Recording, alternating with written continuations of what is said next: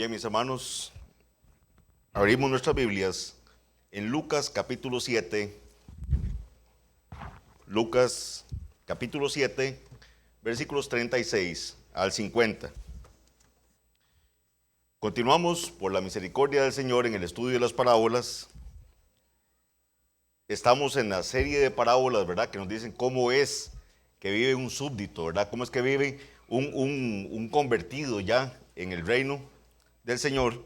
Y hoy vamos a estar viendo la que se ha denominado la parábola de los dos deudores, pero no es la parábola de los dos deudores que hay veces se nos viene más fácilmente a la mente, ¿verdad? Que es la que, ¿verdad? El primero es perdonado y después no perdona a su consiervo, sino que esta va a ser dada en el contexto de una historia que está pasando, de un hecho real que está pasando ahí con Jesús, y es una muy pequeñita parábola, pero espero en Dios que la enseñanza sea muy grande. Lucas 7, 36 al 50. Prestemos muchísima atención, tengan el pasaje ahí en mano, porque este pasaje está cargado de muchos temas de la cultura, ¿verdad? De ese momento, de cosas que sucedían en ese entonces. Entonces, sí van a tener que prestar bastante atención a las explicaciones que por la misericordia del Señor vamos a estar dando. Los que tienen Reina Valera van a ver que no le ponen título, ¿verdad? La parábola, sino que nada más dice Jesús en el hogar de Simón el fariseo. Entonces, esta es la parábola que vamos a estar viendo dentro de la historia de lo que está pasando en la casa de este fariseo. Lucas 7, 36 al 50. Dice así la palabra del Señor. Uno de los fariseos rogó a Jesús que comiese con él, y habiendo entrado en casa del fariseo se sentó a la mesa. Entonces una mujer de la ciudad, que era pecadora, al saber que Jesús estaba a la mesa en casa del fariseo, trajo un frasco de alabastro con perfume. Y estando detrás de él, a sus pies, llorando, comenzó a regar con lágrimas sus pies, y los enjugaba con sus cabellos, y besaba sus pies, y los ungía con perfume. Cuando vio esto el fariseo que le había convidado, dijo para sí: este, si fuera profeta, conocería quién y qué clase de mujer es la que le toca, que es pecadora. Entonces respondiendo Jesús le dijo: Simón, una cosa tengo que decirte. Y él le dijo: di, maestro. Un acreedor tenía dos deudores. El uno le debía 500 denarios y el otro 50. Y no teniendo ellos con qué pagar, perdonó a ambos. Di pues, ¿cuál de ellos le amará más? Respondiendo Simón dijo: pienso que aquel a quien perdonó más. Y él le dijo: rectamente has juzgado. Y vuelto a la mujer dijo a Simón: ¿ves esta mujer? Entré a tu casa y no me diste agua para mis pies, mas ésta ha regado mis pies con lágrimas y los ha enjugado con sus cabellos. No me diste beso, mas ésta desde que entré no ha cesado de besar mis pies. No ungiste mi cabeza con aceite, mas ésta ha ungido con perfume mis pies. Por lo cual te digo que sus muchos pecados le son perdonados, porque amó mucho. Mas aquel a quien se le perdona poco, poco ama. Y a ella le dijo: tus pecados te son perdonados. Y los que estaban juntamente sentados a la mesa comenzaron a decir entre sí: ¿quién es este que también perdona pecados? Pero él dijo a la mujer: tu fe te ha salvado, ve en paz. Vamos a ver esta historia y la parábola que está inmersa. Yo sé que muchos ya la han visto, pero estoy seguro que hay detalles que no le hemos puesto suficiente atención. Y hay cosas que puede ser que las estemos creyendo mal a partir de una lectura rápida de este pasaje. Quiere el Señor iluminarnos esta mañana, quiere el Señor traer bendición y que meditemos en la bendita palabra del Señor. Hoy la vamos a estudiar un poco diferente. La parábola, como es tan pequeñita y está inmersa en una historia, vamos a hacer la exposición a partir del análisis de la historia tal cual la viene narrando la palabra del Señor. Entonces vamos a ir viendo los hechos que se van dando y explicando cada uno de ellos para hacer al final una breve aplicación a nuestra vida. Cuando digo breve es porque es pequeñita, pero espero que sea profunda. Ahora bien, antes de entrar en materia, sí quiero que tengamos claro que no tenemos que confundir esto que está pasando acá con un episodio que es muy similar, ¿verdad? Que tenemos a una mujer que unge al Señor Jesús con perfume, pero son dos hechos distintos. Hay una historia de una mujer que al final por Juan sabemos que es María, la hermana de Lázaro, y ella va a ungir al Señor con un perfume, también viene un frasco de alabastro, pero lo unge desde su cabeza, ¿verdad? Al Señor, que es cuando Judas, ¿verdad? Dice que mejor eso se hubiera vendido, ¿verdad? Para ser dado a los pobres. Ese no es este episodio. Este es otro episodio. El caso de María lo vamos a ver en Mateo 26, Marcos 14 y Juan 12. Ahí se nos va a narrar esto.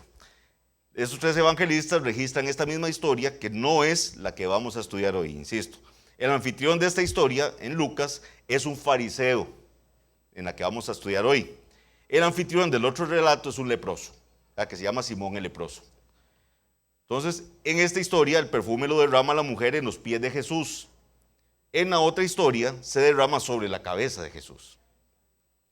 Diferentes personas, diferentes circunstancias, y sin embargo hay algunas personas que quieren mezclar estas dos historias.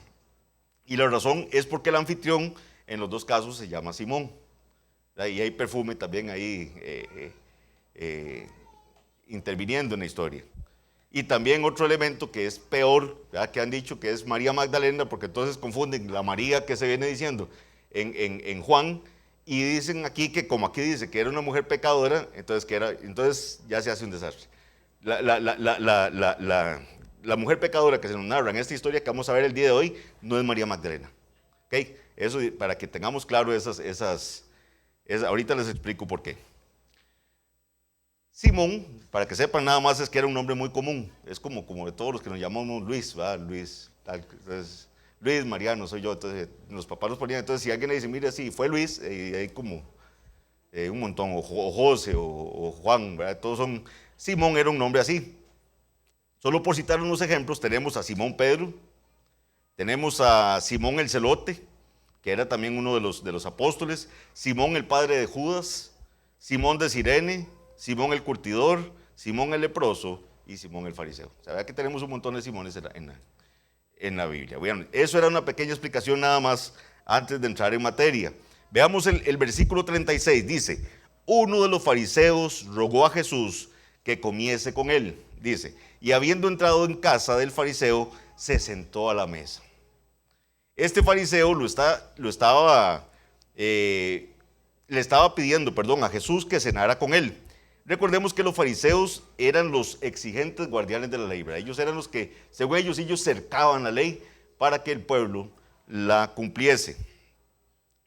Y establecían lo que era el estándar de lo que era un hombre supuestamente piadoso y lo que todos debían adherirse y por el cual iban a ser medidos. Eran legalistas y eran moralistas.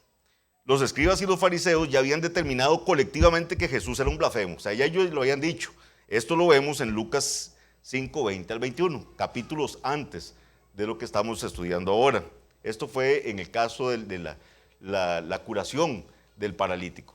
Entonces, vemos que en el Lucas 5, 20, 21, dice así, al ver él la fe de ellos, cuando Jesús ve la fe de los amigos que están llevando al paralítico, le dijo, hombre, tus pecados te son perdonados. Eso es lo que le dice Jesús al paralítico.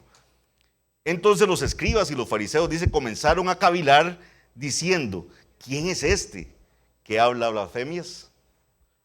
¿Quién puede perdonar pecados sino solo Dios?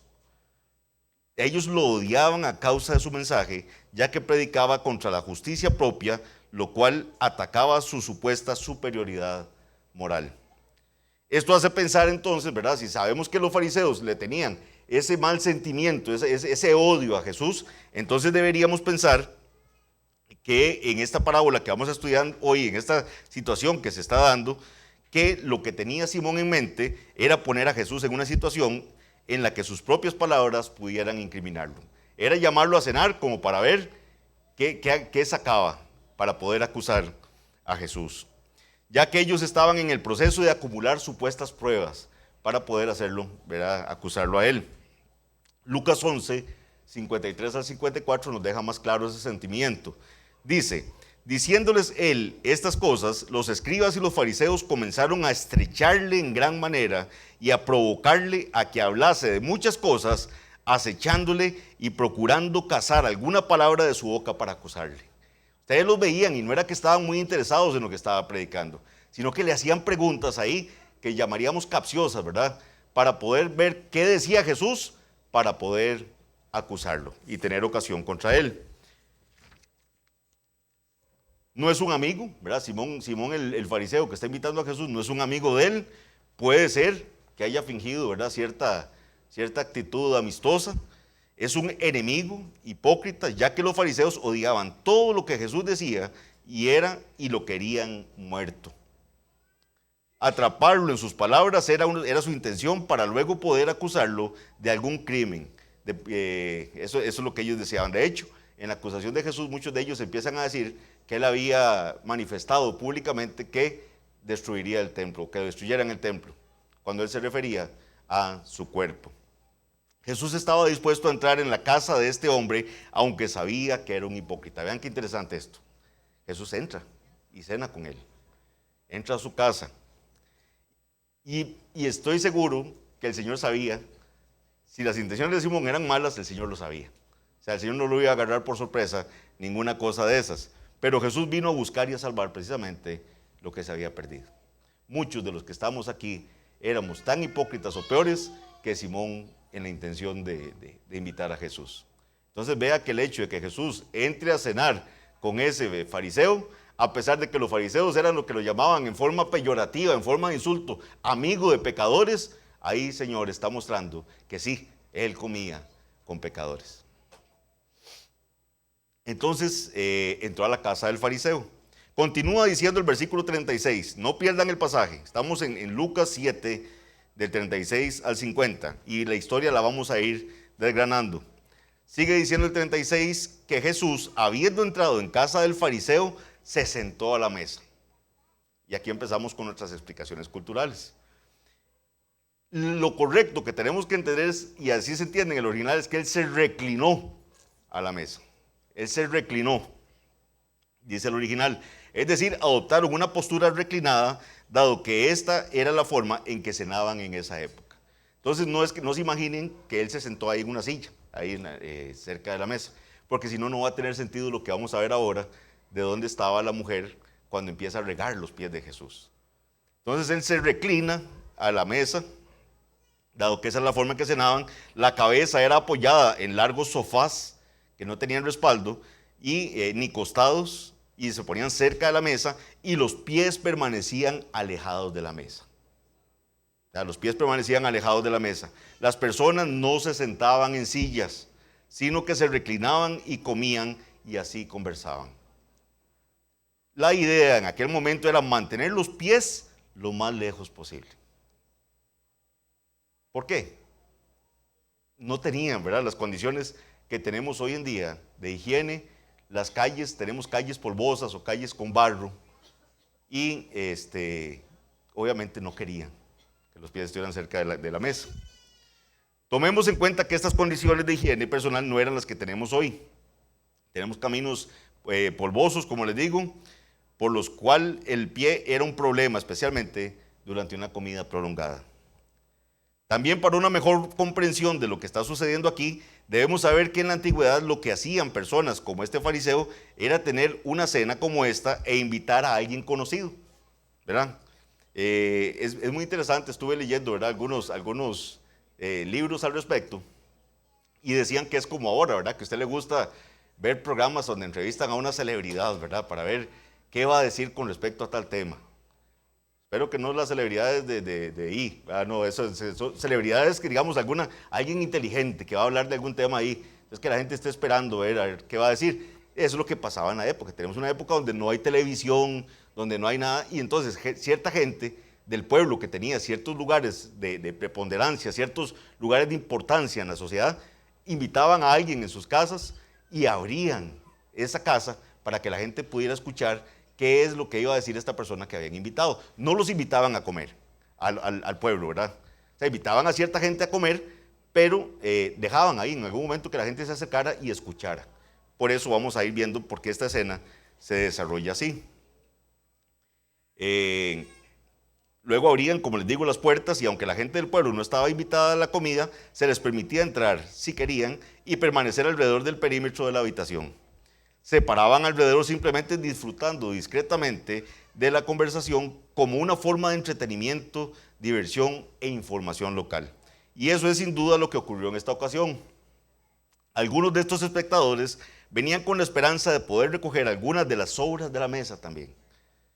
Ya cuando se había terminado, algunos tenían la esperanza de agarrar algo de lo que quedaba ahí en la mesa y así poder comer.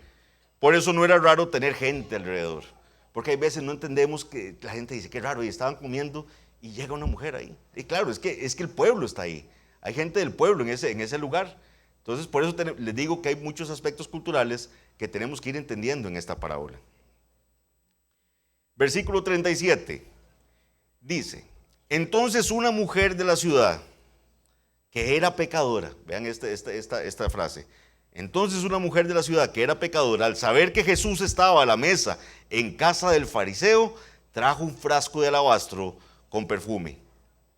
Entonces dice acá un comentarista que entonces, vean que el versículo 37 dice, entonces una mujer de la ciudad, entonces lo traduce la Biblia de las Américas como, y he aquí, ¿verdad? Y he aquí, lo que nos tiene que indicar es que algo sorprendente está pasando. Algo inimaginable está pasando en este momento. Y he aquí, o algo impactante está sucediendo. No era escandaloso que entrara un extraño, como les digo, o un pobre vecino del lugar, pero lo que sí era sorprendente era que hubiera ahí una mujer que era pecadora. Y con ese era pecadora, lo más probable es que se está refiriendo a que era una prostituta. Eso es lo que se entiende. ¿Por qué? Porque cuando se referían a una mujer pecadora, básicamente lo que estaban hablando era de eso, que ejercía la prostitución. Aquí hago una pausa para aclarar lo que les estaba hablando de María Magdalena, porque entonces, sobre todo en la iglesia de Roma, ¿verdad?, se ha establecido que María Magdalena era prostituta, pero eso no lo dice la Biblia.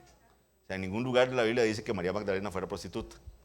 Dice la Biblia que ella era una de las mujeres que seguían a Jesús, de las cuales el Señor le había hecho sanidades y había sido liberada ella como de 7 demonios. Eso es lo que dice la Biblia, pero no en ningún lado dice que era prostituta. Entonces, históricamente han dicho que María Magdalena es prostituta, pero eso no, primero que no es María la que está aquí, y segundo que en ningún lado de la Biblia dice que María Magdalena fuera prostituta. Entonces ya ahí aclaré lo de María Magdalena. De la mujer de nuestro pasaje de estudio solo sabemos que era pecadora, eso es lo que dice el pasaje. Pecador es un término para designar a una persona que está marcada por su pecaminosidad, o sea, como lo usamos hoy en día. Pero cuando se hacía referencia a una mujer como pecadora, era sinónimo de prostitución básicamente. Una mujer que vivía una vida inmoral a nivel público. Ese es el tipo de mujer que se nos presenta aquí. Ella se entera de que Jesús va a estar en la casa de Simón el fariseo, conoce el protocolo general de que se abrían las puertas y que iba a tener acceso y entonces ella aparentemente tiene un plan, que es venir a ungir al maestro, porque trae un frasquito de perfume en un frasco de alabastro. Acá también tenemos que entender que muchas mujeres judías tenían frasquitos de perfume. Llevaban pequeños frascos de perfume en el cuello, los ataban con alguna cuerda o alguna correa, y nuevamente aquí tenemos un asunto de la época, ¿verdad? Era entendible que las mujeres llevaran perfume, ¿verdad? También, ¿por qué? Porque no tenían las facilidades que hay hoy en día para oler rico todo el día.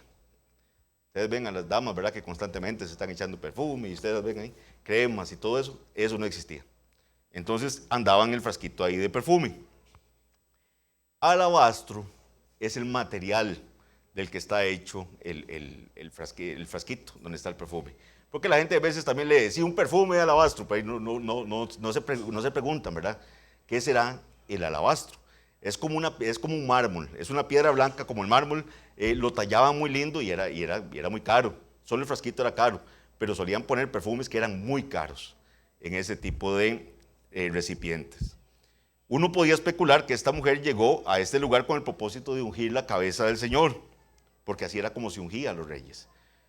Sin embargo, el versículo 38 nos dice que ella estaba detrás de Jesús, a sus pies. Y ahora sí entienden por qué era importante entender lo de la posición. Porque si usted se imagina a Jesús sentado en una silla, no tiene sentido cómo que ella estaba detrás a los pies de Jesús. O sea, Jesús está reclinado sobre estos cojines, ¿verdad? Cerca de la mesa, su cabeza está más cerca de los alimentos y poder conversar, y sus pies están lejos. La mujer está cerca de los pies de Jesús, o sea, detrás de él. Y luego dice que ella, mientras permanece allí en pie, empieza a llorar. Empieza a llorar esta mujer abrumada por la emoción de estar ahí, cerca del maestro. Ella empieza a llorar. Probablemente mira hacia abajo y también ve que el dueño de la casa no ofreció un sirviente para lavar los pies de Jesús. ¿Por qué? Porque Jesús tenía que tener los pies sucios. Claramente. Lo cual pienso yo, y aquí especulo, le provoca todavía llorar más. De ver cómo es posible que estén tratando al maestro de esa forma. ¿Qué es lo que hace ella? Dice que ella ve los pies de nuestro Señor, ve que están sucios, comienza a regar con lágrimas sus pies. La palabra que se traduce aquí como regar es la misma palabra que se usa para lluvia. O sea, era tal el llanto que salía de esta mujer que era como ver lluvia que estaba cayendo sobre los pies de nuestro Señor. Por lo cual debería entenderse que esta mujer hizo llover lágrimas sobre los pies de Cristo. Y luego dice que ella los enjugaba con sus cabellos. Es decir, empezó a secar los pies de Jesús con el pelo de ella, como si fuera un paño. Aquí también hay otro aspecto cultural, y es que las mujeres no andaban el pelo suelto. Las mujeres andaban el pelo amarrado, y era un acto de gran vileza que la mujer soltara su cabello en público. Pero vean que a ella no le importa. Ella está tan emocionada de estar cerca de su maestro que ella llora, le limpia los pies con sus lágrimas, se los seca con sus cabellos y no le importa que esté ahí en público. Las mujeres debían llevar el cabello recogido. No hacerlo era una señal de vergüenza. Algunos rabinos inclusive lo daban como válido para una causal de divorcio. O sea, si una mujer se soltaba el pelo en público, eso era suficiente para que el marido la repudiara. Una vez que la mujer limpió los pies de Jesús, comienza a besar los pies del maestro. Y luego viene el acto final de generosidad. Unge con perfume los pies del Señor. Y mientras tanto no sabemos cómo está reaccionando, ¿verdad? La mesa y todos están ahí sentados. ¿Qué estará pasando? ¿Cómo lo están viendo el resto de la gente que está ahí? Lo cual esto podría haber sido una situación muy difícil, ¿verdad? Para Jesús. Tenemos una mujer que es considerada pecadora, se le acerca tanto que le moja los pies con sus lágrimas, le seca los pies con sus cabellos. Después de eso, ya limpio, le besa los pies al Señor. Entonces podría ser una situación comprometedora para él. El versículo 39, vean lo que dice el 39. Cuando vio esto el fariseo que le había convidado, dijo para sí. Vean que él no lo está diciendo en voz alta, él lo piensa. Dijo para sí, refiriéndose a Jesús, si fuera profeta, conocería quién y qué clase de mujer es la que le toca, que es pecadora. Entonces ves como una satisfacción diciendo, no era profeta. Si fuera profeta, él sabría qué clase de mujer es esta, que tiene tan cerca y lo que le está haciendo ahí en los pies y todo. No es profeta. Probablemente Simón estaba disgustado por lo que hizo la mujer. O sea, eso no le tenía que gustar a él. Debía haber estado incómodo de lo que estaba pasando. Y porque Jesús también le permitió que lo hiciera. Pero fue un disgusto satisfecho porque en su mente quedaba claro que Jesús no era un profeta. Lo logró. Ya él tenía ahí la prueba de que Jesús no era un profeta. De lo contrario, habría tenido alguna percepción divina sobre quién era esta mujer y nunca le habría permitido tocarlo. Versículo 40. Jesús comienza diciendo, empieza el versículo diciendo, entonces respondiendo Jesús le dijo. Ahora, ¿respondiendo qué? ¿Verdad? Porque Simón no había dicho nada. Simón lo piensa para sí. Simón lo que dice, si este fuera profeta, sabría qué clase de mujer es la que lo está tocando. Pero el Señor le responde. Simón no le había preguntado nada a Cristo, ni le había hecho ningún comentario. Pues lo que hizo Jesús fue que le respondió a Simón acerca de lo que él estaba pensando. Simón pensaba que Jesús no sabía quién era la mujer, por lo tanto no podía ser un profeta, pero ahora es testigo de que sabía hasta lo que él estaba pensando. Simón creyó que Jesús no era profeta porque no le dijo nada a la mujer, pero sabía que él estaba pensando algo contra él. Él le dijo, Simón, una cosa tengo que decirte. Interrumpió cualquier conversación que estuviera sucediendo y le dice, Simón, tengo algo que decirte. Y él le dijo, di maestro. Y esta es la parte que a mí me suena, ¿verdad? Ya como la apoteosis de la hipocresía. ¿Ah? O sea, él está pensando dentro de sí que no es un profeta. Lo llama con la intención de ver qué obtiene para acusar a Jesús. Y Jesús le dice, Simón, tengo que decirte algo. Y le dice, di maestro. O sea, entonces, como un hombre que piensa tan mal de él, ¿verdad? Se tiene el tupé de decirle, di maestro. Hipocresía pura. Versículos 41 y 42. Y aquí es donde Jesús expone la parábola. Vean que todo este preámbulo era importante para entender por qué se da la parábola que estamos estudiando esta mañana. Jesús expone la parábola y oigan la parábola. Un acreedor tenía 2 deudores. El uno le debía 500 denarios y el otro 50. Y no teniendo ellos con qué pagar, perdonó a ambos. Esa es la parábola. Ven qué pequeñita. Ven que supuestamente qué sencilla.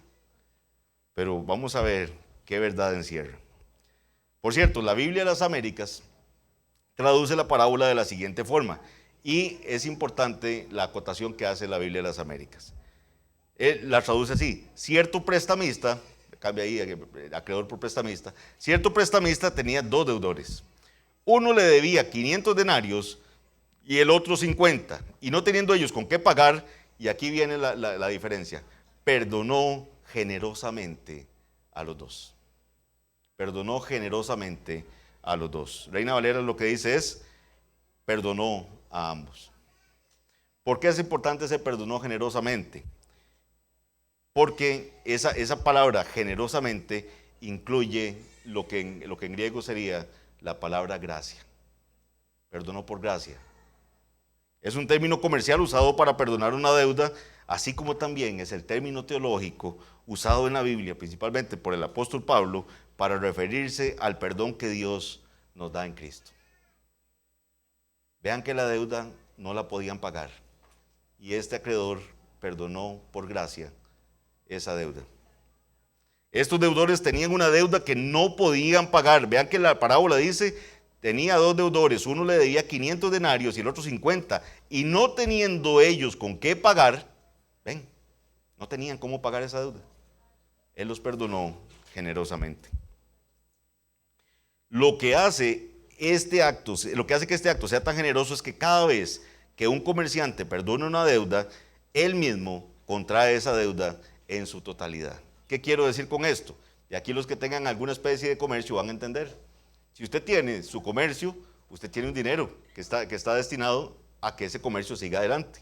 Y si usted empieza a regalar la mercadería, ¿qué va a pasar? Su comercio va a caer.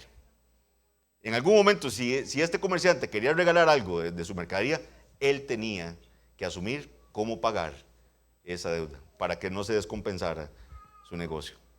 Tenía que ver cómo mataba, dirían cómo lograba que esa cuenta por cobrar desapareciera de sus libros contables. No bastaba simplemente con borrarla, tenía que entrar un pago por esa deuda. Y eso es precisamente lo que hizo nuestro Señor. No es que el Señor se olvidó del pecado de los pecadores, no. Es que el pago que teníamos que dar nosotros como pecadores lo dio Cristo. Eso es. Cristo pagó la deuda impagable que teníamos cada uno de los que el Señor ha salvado. A eso se refiere esta parábola. Eso es lo que quiere decir esta parábola. Y ahorita vamos a ver en dónde nos debe dar en el corazón lo que está sucediendo acá con esta mujer. Entonces no es solo perdón y ya. El perdón y luego la deuda se transfiere al perdonador. Esto es exactamente lo que vemos en la carta que Pablo le escribió a Filemón. Es una cartita que yo no sé cuántos se la han leído, es un librito ahí pequeño que tenemos en el Nuevo Testamento, Filemón. Y ahí vamos a ver cuando Pablo le solicita a Filemón que reciba a Onésimo. Onésimo era el esclavo, ¿verdad?, que había huido de Filemón. Le solicita que lo reciba como un hermano, ya no como un esclavo, sino que lo reciba como un hermano, como si fuera el mismo Pablo. O sea, Pablo le dice, recíbalo como si fuera que me está recibiendo a mí mismo. Y además le dice a Filemón que todo lo que Onésimo le deba, que por favor se lo ponga a su cuenta. Póngalo a mi cuenta, yo pago por él. Es lo que está diciendo Pablo. Luego de que Jesús cuenta la pequeña parábola, le pregunta a Simón al final del versículo 42. Vean la pregunta. Dice el Señor la parábola y le hace una pregunta: Simón, ¿cuál de ellos le amará más? ¿Cuál de los dos deudores va a amar más al acreedor? Versículo 43. Respondiendo Simón dijo: pienso que aquel a quien perdonó más. O sea, si le perdonó más, lo va a amar más. Es lo que piensa Simón. Y él dijo, o sea, Jesús dice, rectamente has juzgado. Rectamente has juzgado. Es como si Jesús le dijera a Simón, esa es la respuesta correcta. Quien haya sido más perdonado será el que muestre más amor. Un gran amor, y apréndase esto, un gran amor proviene de un gran perdón. Cuanto mayor es el perdón, mayor es el amor. Veamos el versículo 44 al 47. Ya Simón le contestó eso. Jesús le dice, rectamente has juzgado. Y se vuelve a la mujer. Dice el 44, y vuelto a la mujer, le dice a Simón, ¿ves esta mujer? Claro que Simón la había visto. ¿Por qué? Porque momentos antes él había dicho, si este fuera profeta, sabría qué clase de mujer es la que lo está ahí con él, ¿verdad? Limpiándole los pies y todo. Claro que Simón había visto a la mujer. Pero Jesús le dice, ¿ves a esta mujer? Entré en tu casa y no me diste agua para mis pies, mas esta ha regado mis pies con lágrimas y los ha enjugado con sus cabellos. No me diste beso, mas esta, desde que entré, no ha cesado de besar mis pies. No ungiste mi cabeza con aceite, mas esta ha ungido con perfume mis pies. Por lo cual te digo que sus muchos pecados les son perdonados, porque amó mucho, mas aquel a quien se le perdona poco, poco ama. Y aquí hay un error en el que cae mucha gente. Y mucho propiciado por un problema de traducción que tiene nuestra Biblia en español. La gente lee ahí, por lo cual te digo que sus muchos pecados le son perdonados porque amó mucho. Entonces la gente cree que como ella amó mucho, el Señor le perdonó sus pecados. Entonces, ¿qué tendríamos ahí? Salvación por obras. Y ahí tenemos un problema. ¿Qué es lo que quiso decir el Señor con eso? No olvidemos la parábola. La parábola nos va a dar el parámetro de qué es lo que el Señor está explicando ahí. ¿Cuándo fue que amaron mucho al acreedor? Cuando previamente los había perdonado. No es porque llegaron los deudores y amaron mucho al acreedor que Él los perdonó. O sea, no podemos variar ese orden. La parábola nos dice que Él los perdonó y era una deuda impagable. Ellos no están pudiendo hacer nada. Ya no pueden pagar. Están en quiebra. Él los perdona, entonces el amor de ellos viene al Señor. Entonces, ¿por qué leemos eso como lo estamos leyendo acá? La mejor traducción del versículo 47 la logré encontrar en la Nueva Versión Internacional. Así es como se debe leer ese versículo. Por esto te digo, si ella ha amado mucho, es que sus muchos pecados le han sido perdonados. ¿Ven cómo se entiende? Entonces le repito nuevamente, por eso te digo, si ella ha amado mucho, es que sus muchos pecados le han sido perdonados. Pero ¿a quién? A quien poco, se le perdona, poco ama. Eso no sucedió allí. El perdón que esta mujer ya el Señor le ha dado no está pasando en ese momento. Eso ya había sucedido en algún momento antes de esa reunión. Ya a ella le habían sido perdonados sus pecados. Eso sucedió en el pasado. Ella ya había sido perdonada. Ella vino ya perdonada para encontrar a Jesús y darle gracias. Agradecida de que el Señor le había perdonado sus muchos pecados. Ella vino ya perdonada. Esta es una vida transformada. No se puede explicar el comportamiento de esta mujer de otra manera. Solo un pecador que ha sido perdonado viene a alabar a su Señor de esa forma. Ella ha sido perdonada, está agradecida porque toda la esclavitud de su pecado se ha ido, toda la profunda culpa ha sido quitada. Ella era esa deudora de 500 denarios que no pudo pagar, pero fue generosamente completada y fue perdonada. Completamente, fue generosa y completamente perdonada. Versículo 48, vean. Jesús le dice a la mujer, tus pecados te son perdonados. Nuevamente, esto está en tiempo perfecto. Lo que muestra es una acción continua. Lo que ha sucedido en el pasado sigue firme, sigue con resultados continuos. Él simplemente lo que le está diciendo a la mujer es afirmándole, confirmándole, has sido y sigues perdonada. Eso es lo que está diciéndole, con tus pecados te son perdonados.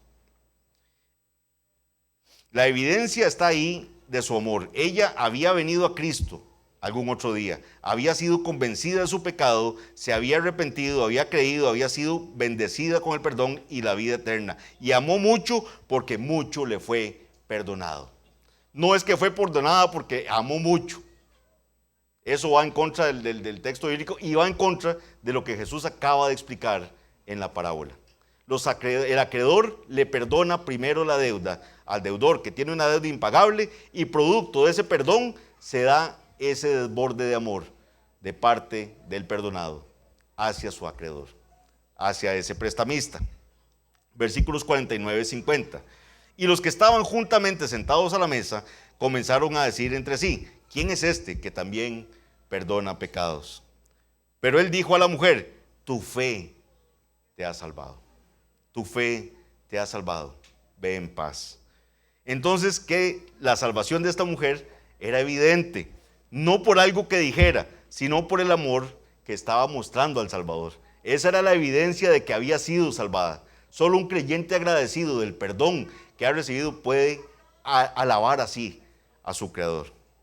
No podemos perder de vista que en el versículo 50 Jesús le dice a la mujer, tu fe te ha salvado. No le dijo, tu amor te ha salvado. Ven que la interpretación estaba mal si yo creo que es que porque la mujer amó mucho, el Señor le perdonó sus pecados. No es lo que yo hago, es la salvación es del Señor. Él es el que perdonó mi deuda impagable. Y producto de eso es que yo amo al Señor. Y el Señor lo que le dijo es, tu fe te ha salvado. Recuerden que esa fe tampoco es un atributo mío.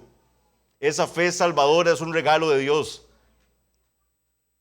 Porque por gracia sois salvos, por medio de la fe. Esa fe que es una mano vacía, que está ahí, que ya no tiene nada que hacer. Esa mujer no tenía cómo pagar esa deuda. ¿Qué tenía?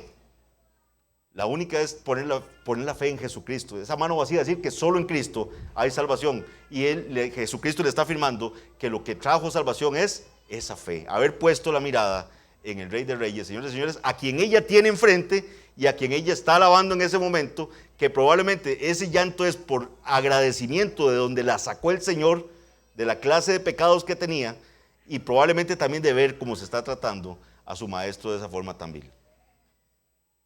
Su generoso amor estaba ligado al generoso perdón que había recibido del Señor Jesús. Esta mujer es usada por el Señor en este momento como un testimonio claro de su poder transformador de una vida. Esto para testificar al fariseo el poder transformador del Señor. Esta breve exposición, mis hermanos, cargada de debilidad, tiene el único propósito de que meditemos correctamente en este pasaje. Usted que aún no ha conocido a Cristo, Usted que apenas está empezando a oír de que necesita salvación. Usted que está como ese fariseo que tal vez no tenía ningún agradecimiento con Jesús. ¿Por qué? Porque no se sentía que Jesús le hubiera perdonado nada, ni necesita que le perdone nada. Yo le quiero decir algo. Uno de los peores pecados, o uno de los peores pecadores, digámoslo así, que puede haber, es el que piensa que no es pecador. Si hay algo terrible, mis hermanos, es la persona que cree que no tiene de qué arrepentirse, que cree que no es tan malo, que cree que ahí va bien, que no necesita redención. El que piensa que Dios está complacido con él, tal como él es. Y uno de los peores tipos de pecado es el pecado de la justicia propia. ¿Se acuerdan aquella parábola que vimos del fariseo precisamente y el publicano? Los publicanos junto con las rameras eran los que eran considerados de lo peorcito de los pecadores. De hecho, ellos decían, ¿verdad?, que en la lista de los primeros pecadores que iban a ser a la condenación iban a ser las rameras y los publicanos. Por eso a Jesús le decían que él era amigo de rameras y publicanos. Y teníamos a este publicano, ¿verdad?, que está ahí junto al fariseo, ambos en el templo. Y el fariseo dice que oraba consigo mismo. Y él creía que sus justicias eran suficientes para ganarle su salvación. Eso es de lo peor que puede haber. Un hombre que cree y que está basando su seguridad en lo bueno que ha hecho, en lo bueno que soy yo.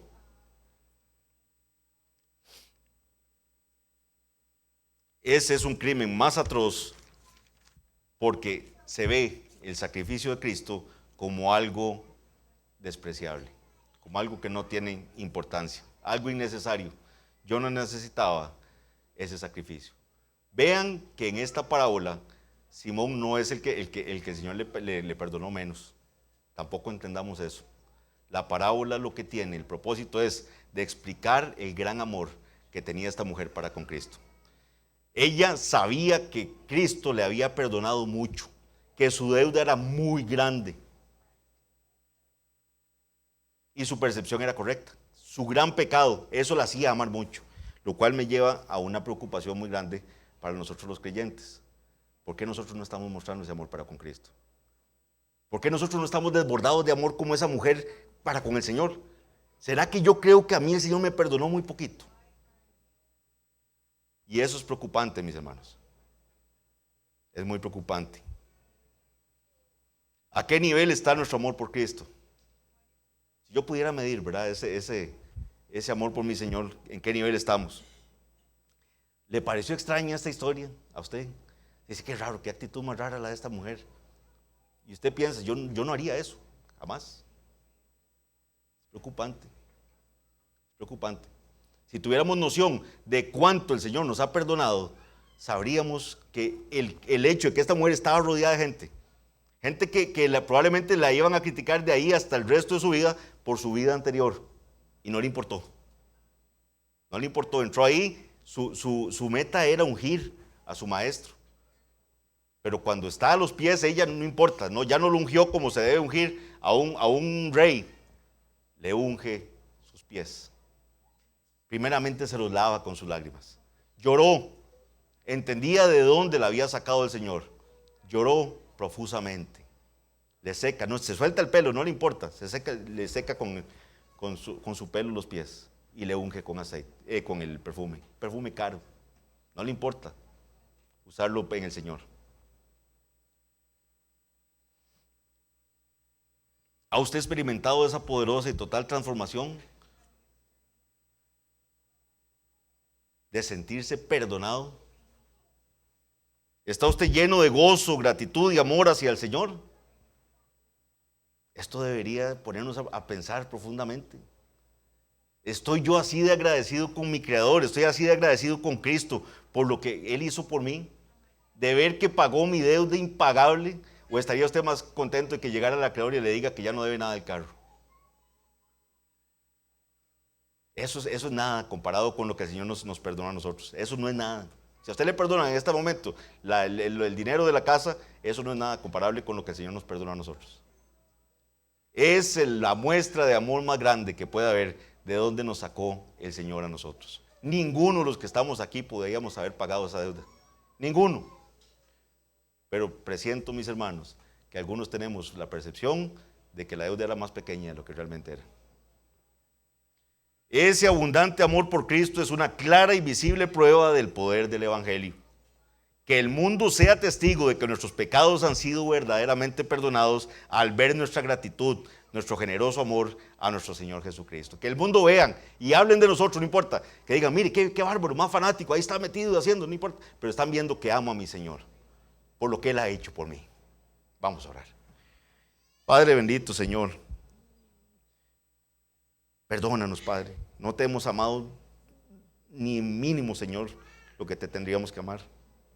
Ayúdanos, Señor, a percibir de dónde nos has sacado. Que seamos, Señor, como esta mujer, que no le importó quién estuviese alrededor, no le importó nada, Señor, sino que quiso amar a Cristo por lo que Cristo había hecho por ella. Señor, nos has perdonado mucho, nos sigues perdonando día con día y no mostramos este agradecimiento. Perdónanos, Padre bendito, perdónanos como iglesia. Nos has dado muchísimas cosas, Señor, como iglesia. Ayúdanos a ser agradecidos, Padre. Y Señor, si hay personas que no te conocen, que no saben acerca del sacrificio de Jesucristo, trae luz a sus vidas, Señor. Resucítalos, que su corazón pueda entender de que sin Cristo no hay salvación. Y te damos las gracias, Señor. Bendice esta palabra que ha sido leída, solo por el hecho de la palabra, Señor. Gracias porque nos da luz en ella. Y ayúdanos, Señor, a entender la maravilla del Evangelio. Te damos honra y gloria en el nombre de Cristo Jesús. Amén.